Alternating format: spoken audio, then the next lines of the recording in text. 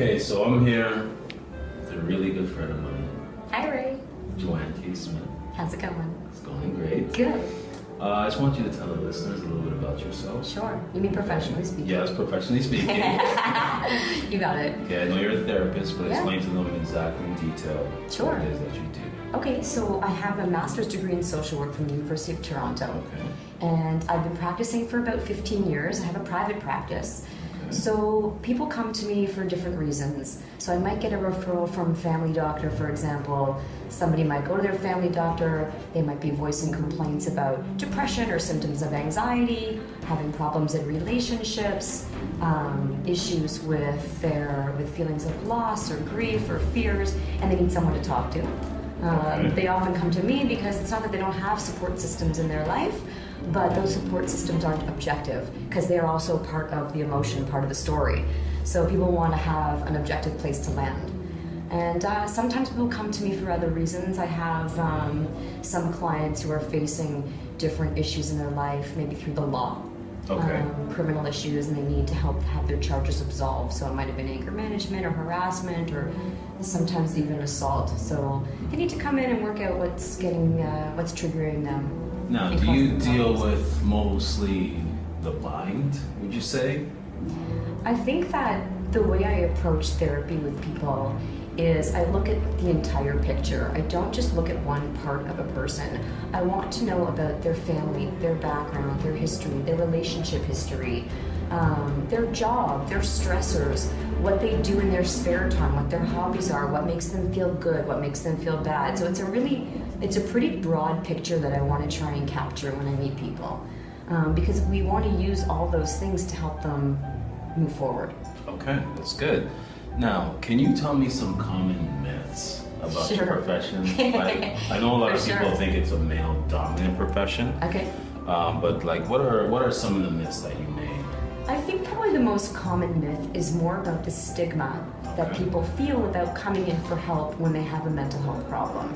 So let's say, for example, somebody has symptoms of depression, meaning they're lacking motivation, they're tired, they're not eating or sleeping, their self-regulation is off, but they don't want to go in and talk about it because they think that that's going to label them as something's wrong with them, they're dysfunctional, or they have a problem. So sometimes they'll try and cope and manage on their own instead of going in for help. So that is a pretty common stigma that if you go for therapy, there's something wrong with you, right? Okay, so then why do some people fail? In terms of what? In terms of they go get therapy Yeah. and then they, after a few years, they're like, oh, this didn't work. Like, why would you Yeah. say some people might fail? I think that's a really good question. I think I can answer it based on my observations. Okay. So when people come in, when they want to be there, when they're motivated to change, they've already begun the process of change before they've walked in the door. They probably have already given a lot of thought to what the issues are. So they're already coming armed with a lot of insight. Okay. And they're prepared to do the work. If they're there more on an involuntary basis or somebody's trying to just drag them in to talk about stuff, chances are it's not going to work. They have to want to identify the problem and change the problem. And obviously we have to connect, therapist and client connection is extremely important. So oftentimes people will just feel much better about their problem if they feel that they have a good connection with the therapist. Okay, so I've worked obviously with clients with you before in the past. Yes. I'm not going to get into detail Yeah. about their issues or let's say what they were going through. Yeah. One of the clients that I have worked with found that physical fitness Yep. was some mode of therapy. Absolutely. Now, is there any other resources that you would recommend for some people that feel like they cannot function on an everyday basis? Like maybe it could be meditation, or is there anything that... Yeah, there's a lot of different therapeutic modalities, right? So if somebody is well enough to do fitness, that would be probably my number one recommendation because as you might both know, you're creating a huge endorphin rush, which is a very addictive rush to have inside the body that's produced naturally. You produce serotonin in the brain, which is your happy,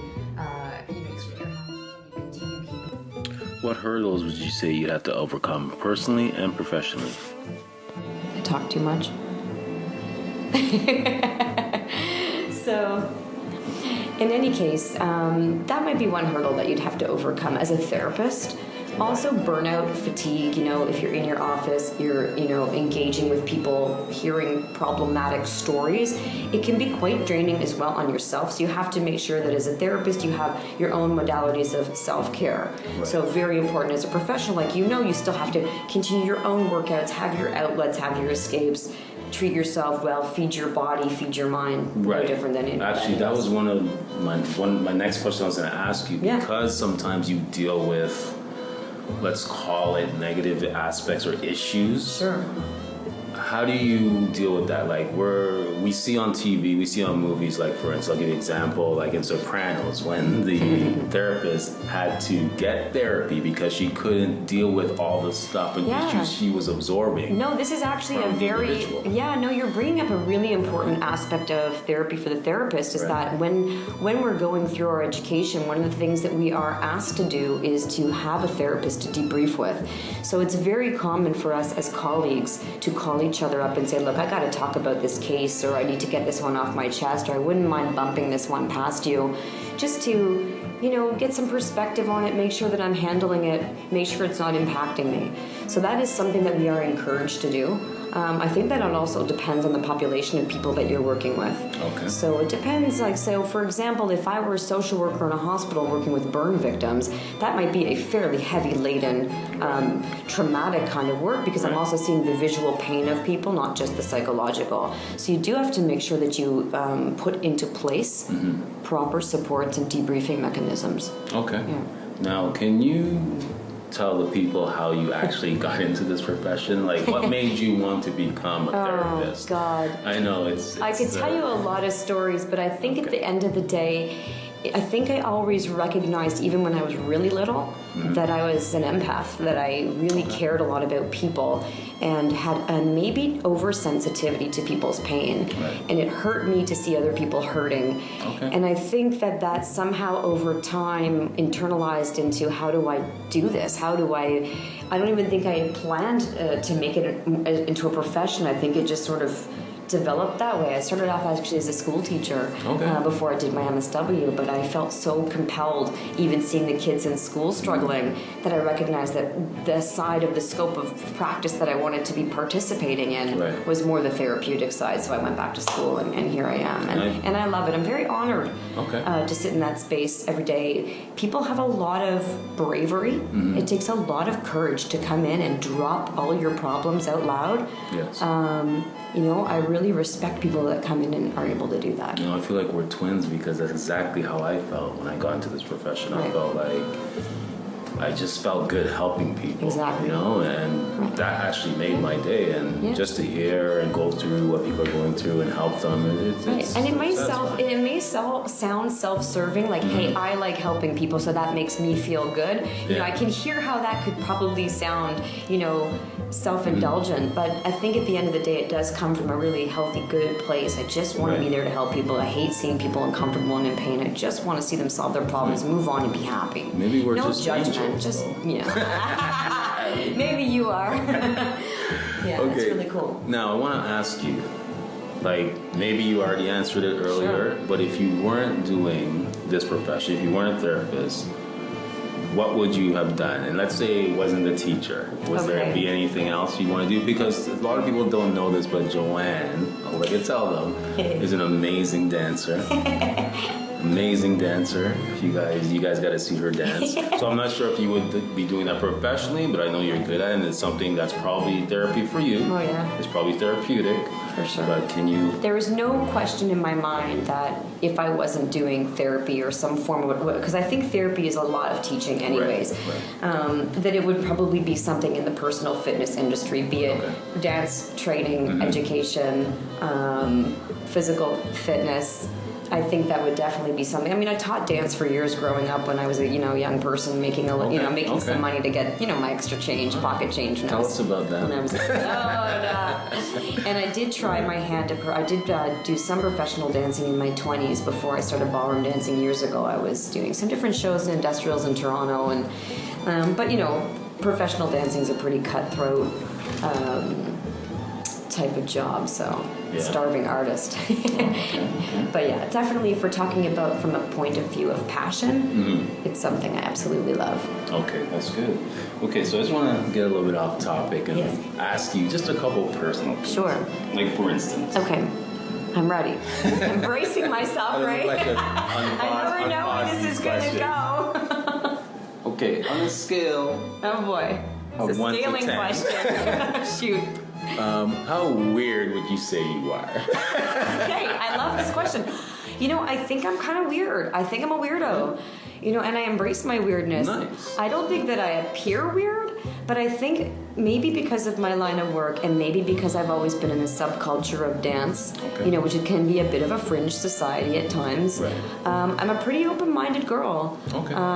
And I think also in light of my profession, not only must I be open-minded, I think it's a benefit to be, because you hear all kinds of stories and there's no judgment involved in that room. You know, bring it on, like, you know.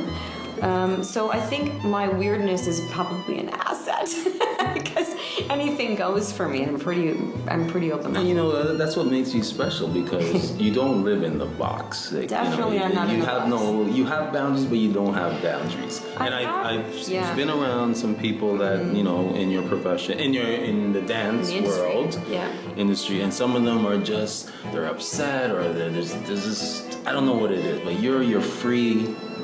And when you dance, it just shows. I think So- the expression in my dancing is more my need to emote, right? Need to get my emotions out. That's my Right. place. That's my, like you said earlier, is my therapy.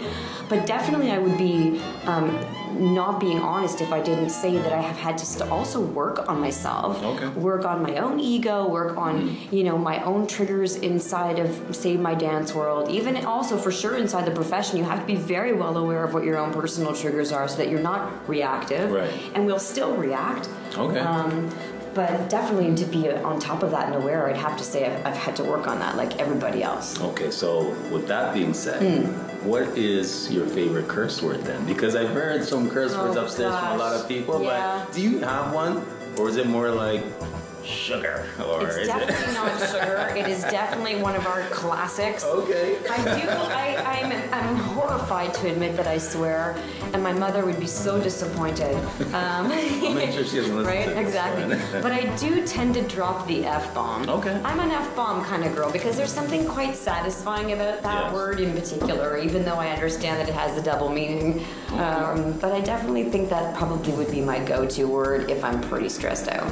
Okay, now, Wow. Throwing myself under the bus. What's next? you got about one or two more. I just want to ask this one, but I want to ask it in a way so Okay. the listeners think, you know, this is still PG. Okay. What gets you going? Like, for instance, Yes. some people, it's food. Okay. Some people, you know, like a certain dessert or, Yeah. or a TV show or coffee. It sounds Right. weird, but No, sounds perfectly normal. like it could be dance for you. I don't know. Yeah. But the people want to know. I will tell the people what I know. You know, I think there's a few things that turn me on. Okay. I think one is music.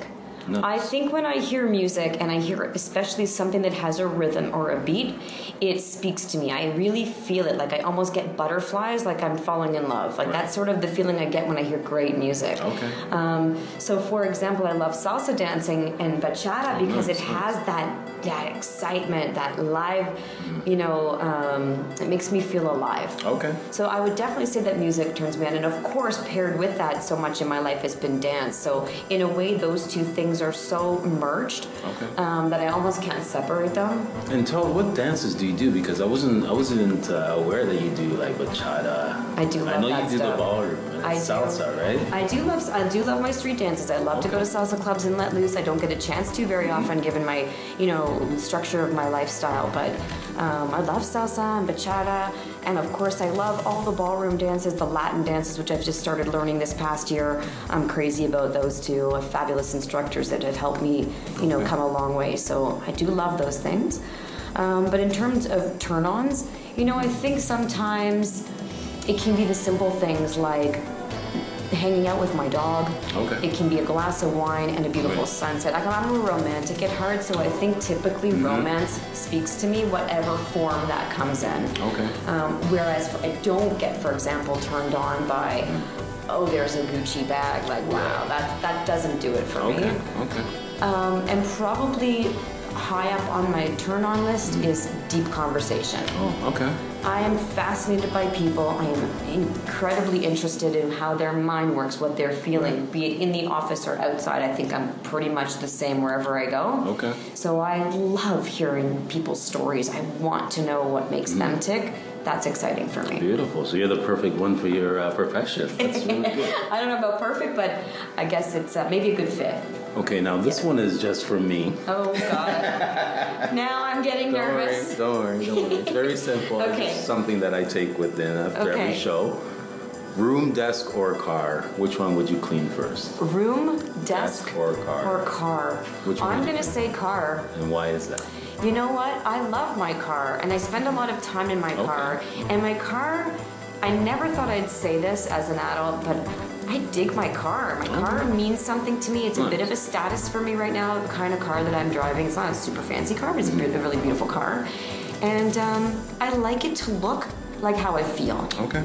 My desk, I don't really use a desk, so that's, and a room, that's a tough one because I do like to have a clean room. Okay. Yeah, I like to put my stuff away. Well, you sound like you like to be very organized. Sometimes. I like to come back to it and make sure it's going to be organized. Okay. Like I couldn't live with it too long if it was messy. Okay. Now, is there any closing statements you'd like to leave for anyone that you think could need any help or? For sure. First of all, there is help available.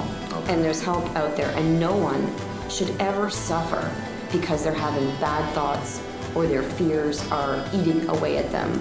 It is a horrible way to live your life. And it's not necessary. There are a lot of things that people can do to fix those problems. They are fixable. You have to just take a step or have support even to help you take a step. And if you don't, there are phone numbers you can call. And I do mean that very sincerely. There is a lot of help out there for people who want it. Get active. There's never anything bad about that. It's all benefits. It's win-win all the way. Okay. It's win-win all the way. And I'm not just saying that because I know you do fitness, but it's something that I really do believe in. Like we mentioned earlier, the endorphins and the rush is fantastic. You can't beat it. For anybody who is having different kinds of problems, say be it with relationships or anger, again, there's a soft place for you to land. You need to go in and talk through your issues. Okay. You need to be able to come to the table, lay it out, and bounce it off somebody who doesn't know you, who doesn't have a preconceived idea of what your life is like and how you run and how you tick. Free and clear. Just drop it down and see what develops, what process comes from that. And you'll be amazed that it opens up your life and leads you to a happier being. That's beautiful. Yeah. Now, if anybody was in the Toronto area and they wanted to get in touch with you, Anytime. how would they do that? Is there a So, website? it's so funny. I hate people like me because I don't have a website. I'm that person. The reason I don't have a website is just because over time it's just been word of mouth where my practice is built, and I'm pretty comfortable with that. And so obviously, if people know me and they want to pass on my number, that's something we can put out either in this podcast if you wanted. Yes, people can contact through the podcast. Yeah, for sure. I have an email address. I have a text, a phone number. Good. And I never turn anyone away. So one of the things I should mention, and a lot of social workers are similarly minded. If someone needs help and they can't afford therapy, we will find a way to help them. Right. We will still see them. We will manage somehow to make it work. Okay. That being said, therapy does range in fees. There is coverage for therapy. A lot of people have, different insurance brokers that will cover third-party insurance. So. With third-party insurance, they will cover therapy. So that's good for people to know. Nice. They can get some money back. Beautiful. Well, we've come to the end. Oh my. Joanne, thank you for your time. I can wipe the sweat off my brow now. Thank you for sharing with us today. Thanks for asking. And for sure. And then maybe this will be the first of many. That sounds like fun. Would love it. Thank you very much. Thanks so much, Ray. Good to see you.